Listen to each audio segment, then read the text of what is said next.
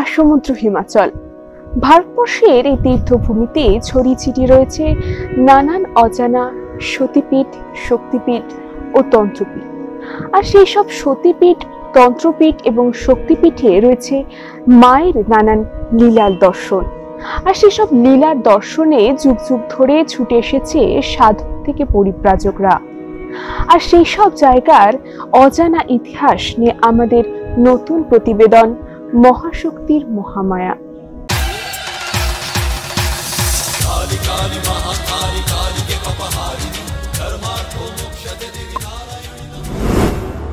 মহাশক্তির উৎস সন্ধানে সতীপীঠ, তন্ত্রপীঠ ঘুরতে ঘুরতে আমরা এখন পৌঁছে গেছি বীরভূম জেলার রামপুরহাট শহরে।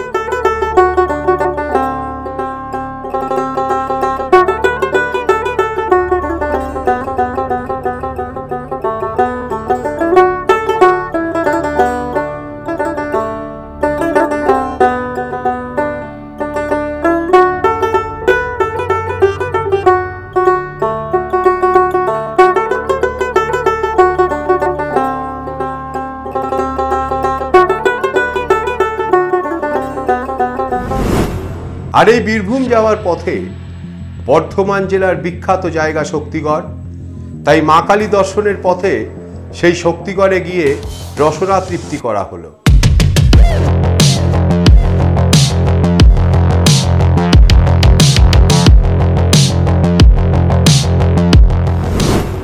আসলে শক্তিগড় শুনলেই মাথায় আসে বিখ্যাত মিষ্টি ল্যাংচা, তাই সেইখানে খেয়ে আবারও আমরা রওনা দিলাম আধ্যাত্মিকতার খোঁজে।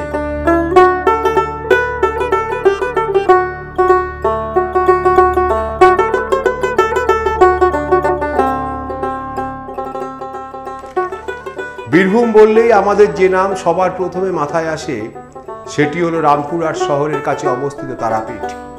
হিন্দুদের বিশ্বাস এই মন্দির ও শ্মশান একটি পবিত্র তীর্থক্ষেত্র। বীরভূমের সতীপীঠ দর্শন করতে করতে আমরা এখন পৌঁছে গেছি বীরভূমের তারাপীঠে। এই তারাপীঠ হলো সিদ্ধপীঠ, আবার সাধক পীঠ বলেও খ্যাত। এই সিদ্ধপীঠ এবং সাধক পীঠের সাথে অনেক সাধক এবং পরিব্রাজকদের ইতিহাস জড়িয়ে আছে। উত্তরমুখী আটচালা মন্দিরটি লাল ইটে নির্মিত। শিশু শিবকে স্তন্যপানরতা তারার মূল প্রস্তর মূর্তিটি একটি 3 ফুট উঁচু ধাতব মূর্তির মধ্যে রাখা থাকে। দর্শনার্থীরা সাধারণত ধাতব মূর্তিটি দর্শন করেন। এই ধাতব মূর্তি তারাদেবীর ভীষণা চতুর্ভুজা মুন্ডমালাধারিণী এবং লৌল জিহ্বা মূর্তি। এলোকেশী দেবীর মস্তকে রৌপ্য মুকুট থাকে।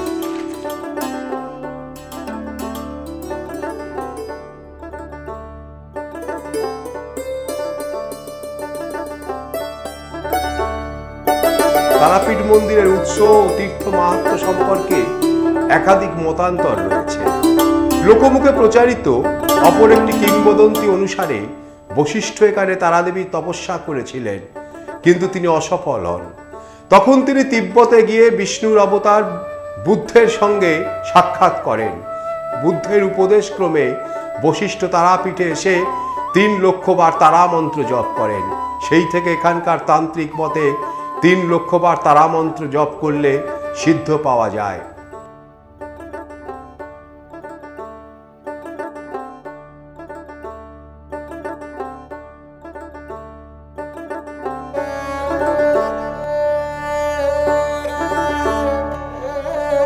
তারাপীঠ মন্দিরটি গ্রাম বাংলার যে কোনো মধ্যম আকারের মন্দিরেরই অনুরূপ। তারাপীঠের বর্তমান মন্দিরটি প্রায় 200 বছরের প্রাচীন।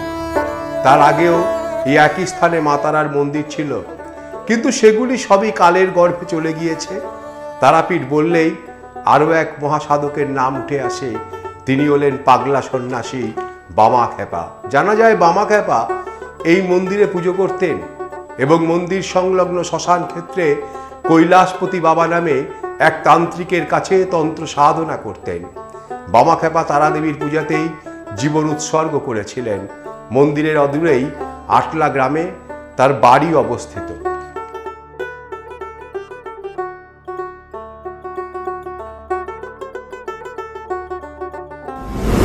রামচন্দ্রের কুলগুরু বশিষ্ঠ দেব ছিলেন অজননী সম্ভবা। উনি কোনো মাতৃ গর্ভ থেকে জন্মগ্রহণ করেননি। তা মাতৃরূপ কেমন হয়, কেমন মাতৃরূপ, সেটা উনি দেখেননি। তাই মাতৃরূপ দর্শন করবার জন্যে উনি ভারতবর্ষে বিভিন্ন প্রান্তে সাধনা করেছেন, যে মাতৃরূপ দর্শন করব, মাতৃরূপ কেমন হয় এটা দর্শন করার জন্য ভারতবর্ষের বিভিন্ন প্রান্তে উনি সাধনা করেছেন। কিন্তু সাধনায় কোথাও উনি সফল হয়ননি। লাস্ট বেলায় উনি যখন কামরূপ কামাখ্যায় সাধনা করছিলেন, তখন মা ওনাকে স্বপ্নাদেশ দেন, দৈববাণী করেন যে তুমি যদি মাতৃরূপ দর্শন করতে যাও তাহলে তারাপীঠে এসো। তারাপীঠে হয়তো আগামী আগে অন্য কোনো নামে পরিচিত ছিল, যাক আমি সুবিধার্থে তারাপীঠ বললাম। তারাপীঠে এসে সাধনা করো, তুমি এখানে মাতৃরূপে দর্শন পাবে আমাকে। সেই অনুযায়ী উনি তারাপীঠ শ্মশানে সাধনা করতে বসেন এবং সাধনা করবার সময় দেখা যাচ্ছিল যে উনি অনাহারে উপবাসে সাধনা করছিলেন। সেই জন্য মা ফের ওকে দৈববাণী করেন যে এভাবে সাধনা করলে আমার দর্শন কোনোদিন পাবে না। কীভাবে সাধনা করতে হয় তুমি তিব্বতে গিয়ে বুদ্ধরূপী জনার্দন আছেন, ওনার কাছ থেকে সাধনা করার রীতিটা শিখে এসো। সেই অনুযায়ী উনি তিব্বতে যান। ওখানে গিয়ে দেখছেন যে মাংস খাচ্ছে, মদ খাচ্ছে, সাধনা করছে, খাওয়া দাওয়া করে সাধনা করছে ভর্তি পেটে। সেই জন্য ওই রীতি অনুযায়ী এখানে এসে উনি সাধনা করতে বসেন। তখন মা ওনাকে দর্শন দিয়েছিলেন। কোন রূপ দর্শন দিয়েছিলেন? যখন ওই সমুদ্র মন্থনের সময় কালকুট বিষ অমৃত উঠেছিল, তখন দেবতারা অমৃত পেয়েছিল, কিন্তু দেবতারা অমৃত পান করেছিল, কিন্তু তখন অমৃত পান করার সময় দেবতারা অমৃত পান করে, তখন শিব কিন্তু অমৃত পাননি, বিষের জ্বালা জর্জরিত হতে পারে। শিবকে তখন মা মহামায়া বাম করে ফেলে সেই বিষের জ্বালা থেকে নিবারণ করেছিল। ওই যে সমুদ্র মন্থনকালের যে ঘটনা, ওই দৃশ্যটাই বশিষ্ঠ মুনিকে এখানে দেখিয়েছিল। দিয়ে শিলায় রূপান্তরিত হয়ে মহাশ্মশানে একটা শ্বেত শিমুল গাছ ছিল, ওই শিমুল গাছের তলায় চলে যায় মূর্তিটা। যে মা আমি এখানেই থাকলো, মা বলে যে আমি এখানেই থাকলাম। দিয়ে তার পরবর্তী স্টেজে জয়দত্ত সদাগর বলে একজন বণিক ছিলেন, যিনি দ্বারকা নদী বেয়ে বাণিজ্য করতে যেতেন। বাণিজ্য করতে যাওয়ার সময় একদিন বাণিজ্য করতে থেকে ফেরার সময় ওনার ছেলেকে সাপে কাটে এবং ছেলে মারা যায়। উনি খুব দুঃখ নিয়ে এখানে যে শ্মশানের নদীর ঘাট আছে, এখানে নোংর করে এখানে মাঝি মাল্লা দিয়ে রান্না বান্না করছিলেন। ওনার ছেলেকে সাপে কামড়া, সে ছেলেকে নিয়ে উনি ওখানে বসেছিলেন। যে হঠাৎ মাঝি মাল্লারা গিয়ে ওনাকে খবর দেন যে এখানে একটা অদ্ভুত পুকুর আছে, যে পুকুরটায় আমি কাটা মাছ ধুতে গেলাম, সেখানে দেখলাম জোড়া লেগে চলে গেল। এই যে এই পুকুরটার সামনে যে পুকুরটা আছে, এই পুকুরটা জীবিত কুণ্ড। তা রাজাকে জয়দত্ত সদাগরকে গিয়ে খবর দেন মাঝি মাল্লারা, যে এরকম একটা পুকুর দেখলাম যেখানে কাটা মাছ জোড়া লেগে চলে গেল। তখন জয়দত্ত সদাগর দেখছেন যে যদি কাটা মাছ জোড়া লেগে চলে যেতে পারে জলে, তাহলে আমার ছেলেও ওই পুকুরে প্রাণ ফিরে পাবে নিশ্চয়। সেই উদ্দেশ্যে উনি ওনার ছেলেকে নিয়ে এসে জীবিতকুণ্ড জলে ফেলে দেন। তখন ছেলে তারা তারা বলে চিৎকার করে ওঠে, তারামা তারামা করে চিৎকার করে ওঠেন। তখন জয়দত্ত সদাগর দেখেন যে এখানে তারামা নামে নিশ্চয় কেউ আছেন, তারামা নাম কেন করলো? তখন উনি বলেন যে মা, যদি কেউ এখানে আছো তুমি আমাকে স্বপ্নাদেশ দাও, আমি তোমার মন্দির প্রতিষ্ঠা করে দেব। তখন জয়দত্ত সদাগরকে তারামা স্বপ্ন দেন যে আমি সে শিমুল গাছের তলায় মহাশ্মশানে আছি, ওখান থেকে নিয়ে এসে আমাকে তারাপীঠ মন্দিরে প্রতিষ্ঠা করে। সেই থেকে জয়দত্ত সদাগর মাকে নিয়ে এসে মন্দিরে প্রতিষ্ঠা করেন। এইটা হচ্ছে ইতিহাস। এখন সময় একটা ছোট্ট বিজ্ঞাপন বিরতির। বিরতির পর ফিরে আসবো আরো অজানা ইতিহাস নিয়ে।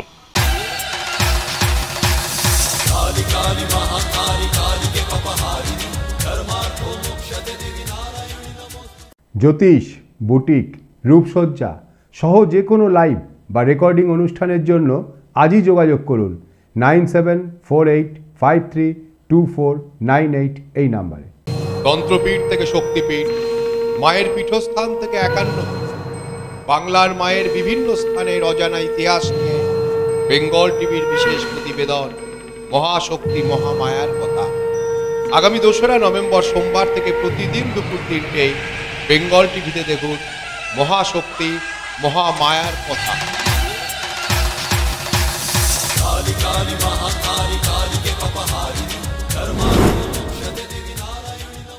স্বাস্থ্যই সম্পদ। আপনার স্বাস্থ্য সুস্থ রাখার সঠিক ঠিকানা রেডিয়েন্ট হেলথ কেয়ার। আধুনিক প্যাথোলজি, আধুনিক মানে ইউজি, ডিজিটাল এক্সরে অভিজ্ঞ চিকিৎসক মণ্ডলী সুপরামর্শ নিতে যোগাযোগ করুন ডক্টর BN বোস হাসপাতালের পাশে 9874418687।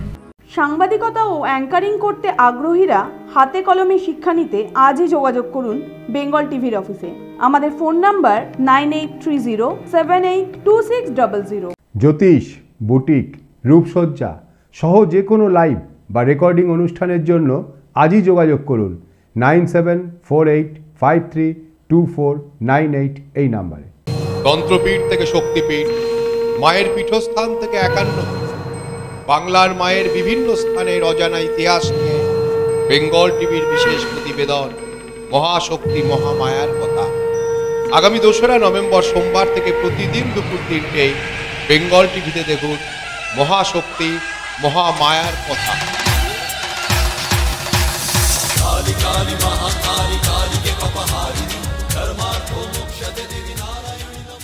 স্বাস্থ্যই সম্পদ। আপনার স্বাস্থ্য সুস্থ রাখার সঠিক ঠিকানা রেডিয়েন্ট হেলথ কেয়ার। আধুনিক প্যাথোলজি, আধুনিক মানে ইউজি, ডিজিটাল এক্সরে অভিজ্ঞ চিকিৎসক মণ্ডলী সুপরামর্শ নিতে যোগাযোগ করুন ডক্টর BN বোস হাসপাতালের পাশে 9874418687।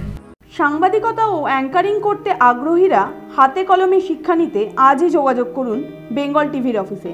আমাদের ফোন নাম্বার 9830782600।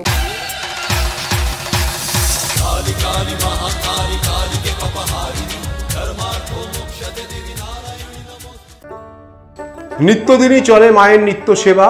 সকালে ফলাহার, তারপর দুপুরে তাকে মায়ের অন্নভোগ, সাদা অন্ন, মাছ, তরকারি, বেশ কিছু ভাজা, আর সর্বশেষে সন্ধেবেলায় মাকে লুচি সুজি দিয়ে শীতল ভোগ দেয়া হয়।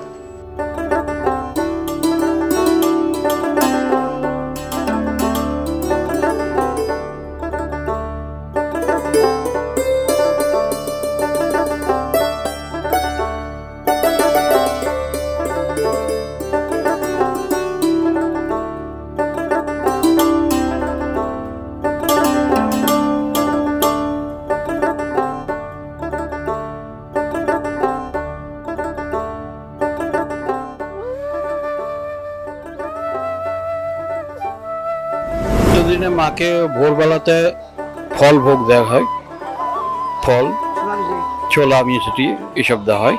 তারপর দুপুরবেলায় দেওয়া হয় অন্নের ভোগ, সাদা অন্ন, পোলা, মাছ, তরকারি, ভাজাভুজি এসব দিয়ে করা হয়। আর সন্ধ্যাবেলায় শীতল ভোগ হয়, লুচি, সুজি, ভাজাভুজি এসব দিয়ে শীতল ভোগ করা হয়। প্রতিদিনই জেলার বিভিন্ন প্রান্ত থেকে পুণ্যার্থীরা আসেন মায়ের কাছে তাদের মনোকামনা পূর্ণ করার জন্য, পুজো দেন।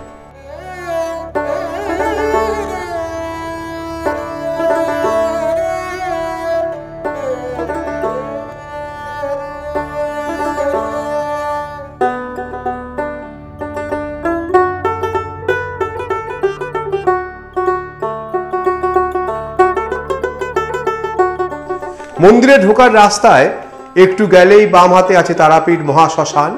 কালী পুজোর রাতে এই শ্মশানে অনেক তন্ত্র সাধক সাধনায় সিদ্ধি লাভ করেন। তন্ত্র সাধনার ক্ষেত্রগুলির ছবি তোলা নিষিদ্ধ থাকায় আমরা আপনাদের ছবি দেখাতে পারলাম না।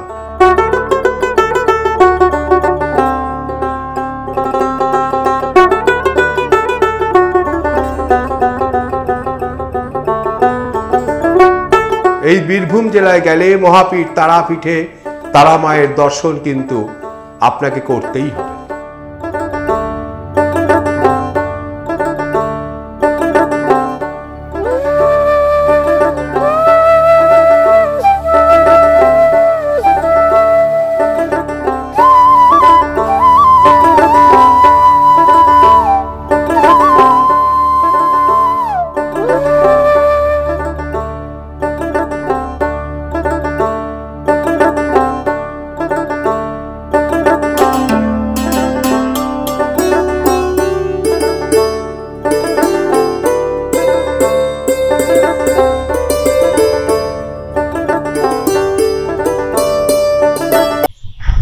মহাশক্তির মহামায়ার কথা এখন এই পর্যন্তই। মহাশক্তির মহামা দেখুন রোজ দুপুর 3টে। আর অবশ্যই জানাতে ভুলবেন না আমাদের এই মহাশক্তির মহামায়ার নতুন অনুষ্ঠান আপনাদের কেমন লাগছে। আর আপনাদের উৎসাহই আমাদের কিন্তু অনুপ্রেরণা। ততক্ষণ ভালো থাকুন, সুস্থ থাকুন। নমস্কার।